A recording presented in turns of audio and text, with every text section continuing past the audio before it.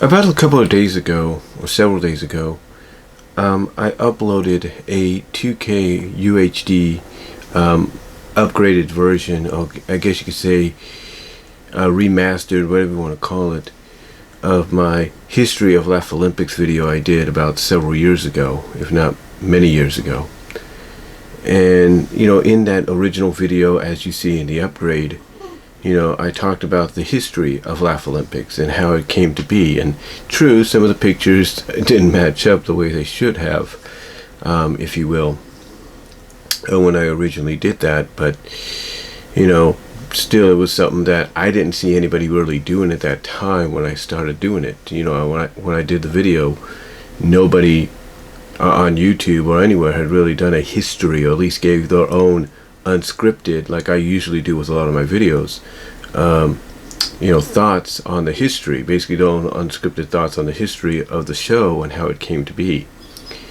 Now, just in case you're wondering exactly, how it did come to be, I'll give you a little bit of a quick history lesson, if you will. Basically, the show debuted in 1977, and it was Hanna-Barbera's answer to the Olympics and the ABC show at the time, Battle of the Network Stars, which they tried to bring back several years ago. And basically the reason it was a hybrid combination of both elements was, with Battle of the Network Stars, you had three teams comprising of the three major networks at that time: ABC, CBS, and NBC. And you basically had different celebrities teamed up, representing those networks that their shows were on. So Hanna-Barbera took that concept and applied it to their cast of characters that they had. As far as, the Olympics part of it, being an influence, well, basically a lot of the events, most of the events in Laff-A-Lympics were basically Olympic inspired. The Olympic inspired, if you will, like the javelins, the golf, stuff like that, baseball, and of course, being Hanna-Barbera, being cartoons, they would have some unusual competitions as well, like, capture the leprechaun. They would have climbing the Eiffel Tower or Big Ben, things like that. So they had some obscure, so they had some very wacky, obscure ones, and of course, like I said, some of them were inspired by, the Olympics themselves, and there were also some events that were inspired by the events they did in Battle of the Network Stars, as well too. So you had all these elements, combined together to make Laff-A-Lympics. The big difference, though, between what inspired Laff-A-Lympics, that being Battle of the Network Stars, and the Olympics, but mostly Battle of the Network Stars. The big difference, though, there with Laff-A-Lympics was, like I said, with Battle of the Network Stars, it was celebrities representing the networks that their shows were on. Well, with Laff-A-Lympics, it was kind of different in a way. It had a few exceptions, but it was different. For example, the Yogi Yahooies, a majority, if not most of that team, was comprised of characters that Hanna-Barbera had created, anthropomorphic characters that they had created between the 50s and the 60s, if you will.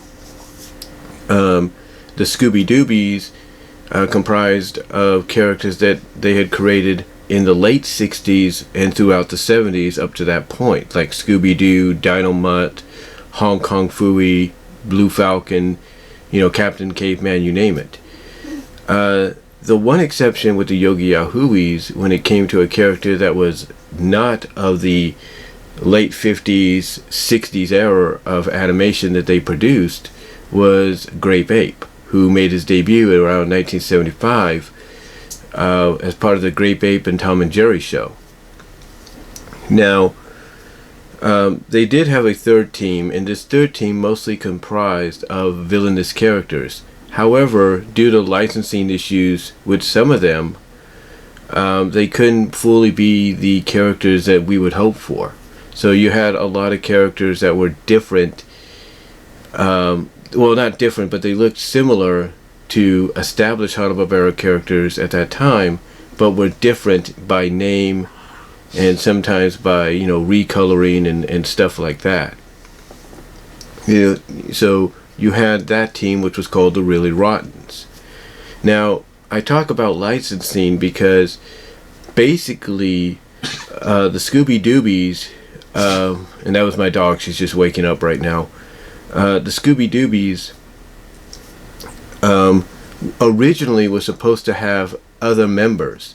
You know, Captain Caveman and the Teen Angels, they weren't supposed to be there.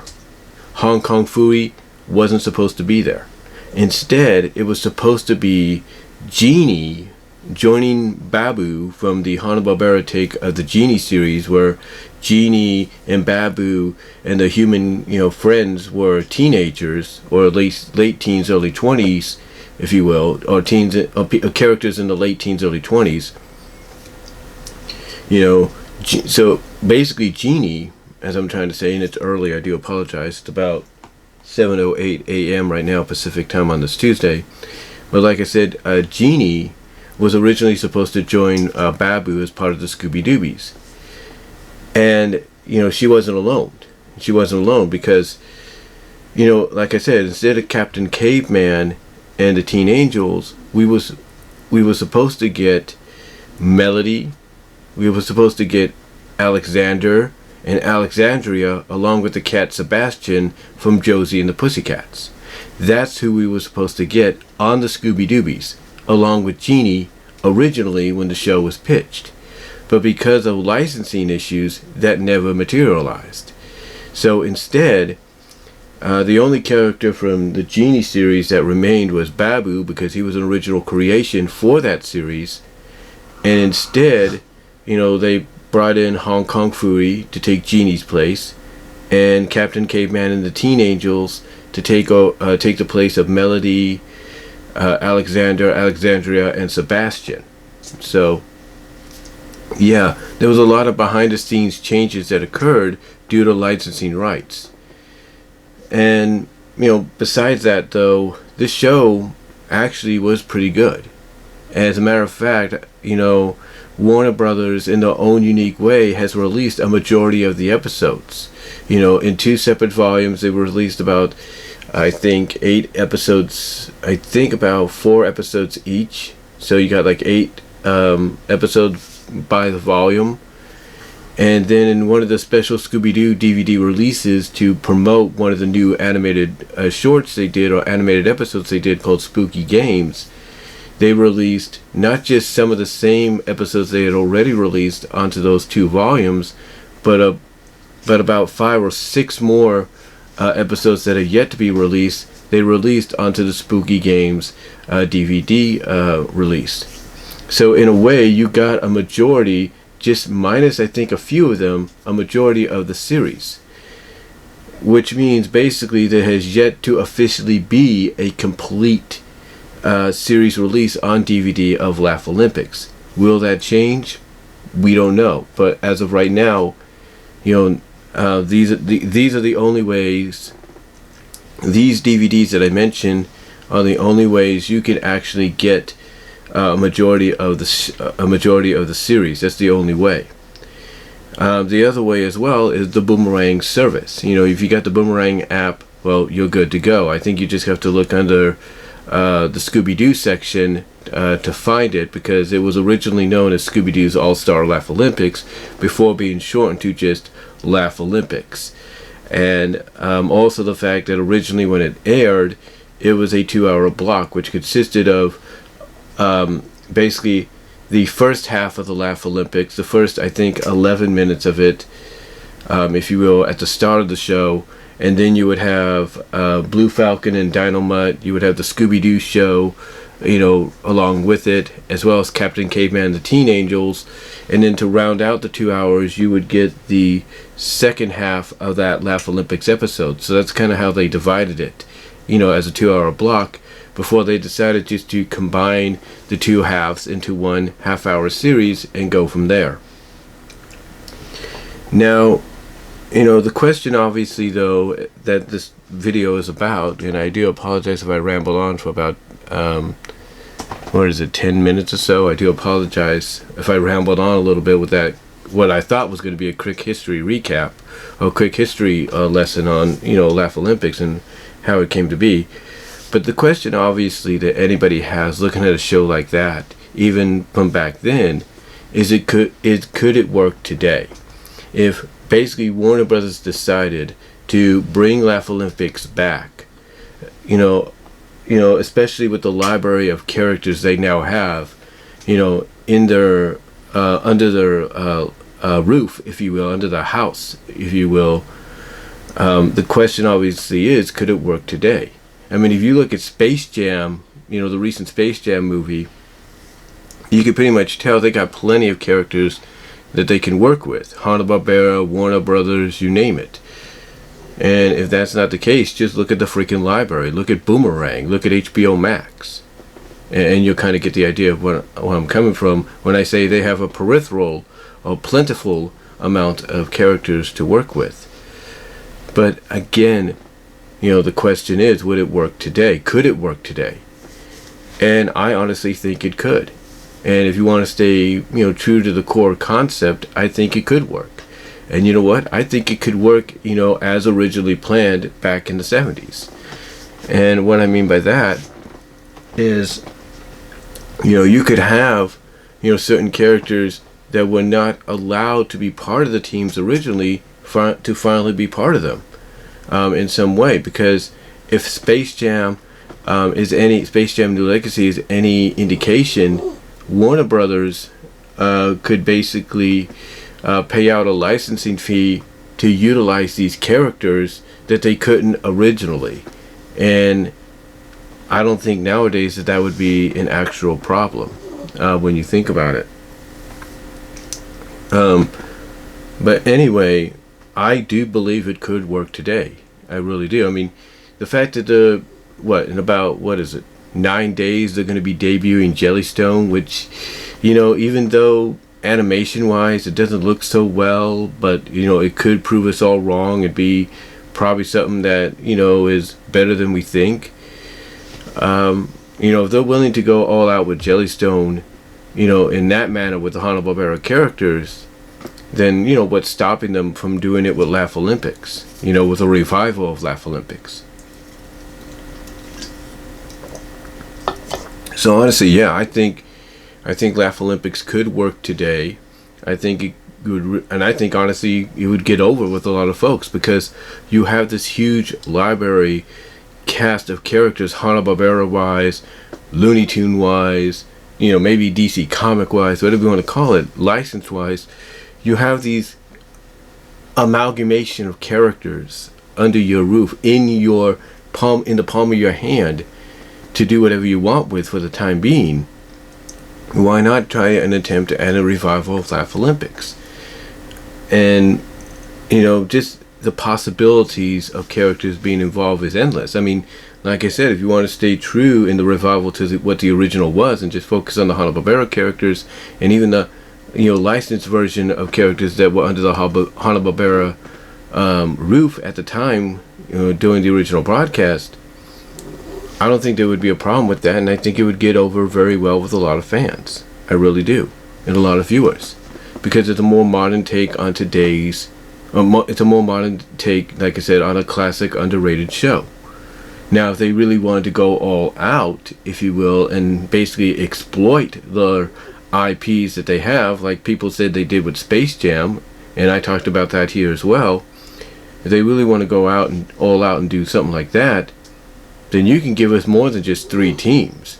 You could give us more than just 3 teams. You could you could stick with the Yogi Yahooies, Scooby-Doobies, and Really Rottens, but you can give us a Team Looney. You can give us a Team DC. The possibilities, like I said before, are endless. So I think most definitely, more so than ever, a Laff-A-Lympics for today could definitely work. Whether you stay true and keep it as it was originally was in the past, with a few modern uptakes, if you will, upgrades and everything, and maybe addition of characters that weren't that were originally supposed to be in there but couldn't be, but now you can put them in. You know, you want to, like I said, if they want to stay that way, I think it would work and be a success. Or if they really want to, like I said, exploit the IPs that they have, I'd say go all out and bada bing, bada boom, there you go. So, to me, I honestly do believe Laff-A-Lympics could work today. I really do. I think it would be a big hit for something like HBOMax, cross-platforming. I think it'd be a big hit for them, for Boomerang, for Cartoon Network. I think honestly, it could be a big hit, and I think people would like it. I mean, despite how you feel about Space Jam: New Legacy, there are people that do like the film, and it's all because of this whole peripheral of IPs that get Easter egg throughout the film, throughout the game of the film, as well as the Looney Tunes themselves. So, what better way to really go all out? And heck, like I said, they want to do a more modern take on it, and not stay true to the original concept, but kind of do that. Heck, you could do a team Hanna-Barbera, a team Warner, and a team Villain, if you will, or a team Hanna-Barbera, a team Warner, a team DC, and a team Villain. There you go. Either way kind of concept, I think would work. And I think people would enjoy it. I really do.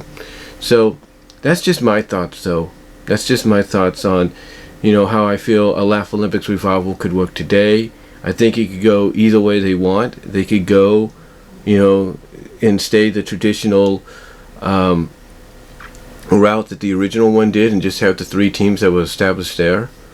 They could go the route where they utilize all the characters, if you will, and have more than just 3 teams. Like, you can have the 3 original teams, but then you can add in a team Looney, a team DC, if you will, as well as expand on the roster of the really rottens and make them more and add more villains to them. I think that would work great. I really do. Or you can go the route of Team Hanna-Barbera against Team Warner, against Team DC, against Team Villains. Either way, I think would work. So to me, Laff-A-Lympics for the 21st century, in the 2020s, I think could really work and be a success for HBOMax and Warner Brothers. I mean, you're reviving, things like Animaniacs and Tiny Toons and everything, so why not try reviving something like that and see what happens? But those are just my thoughts on it. Let me know what yours are down below in the comment section, as well as during the live chat, in the live chat during the premiere. And I will talk to you all later. God bless. Take care. I am out.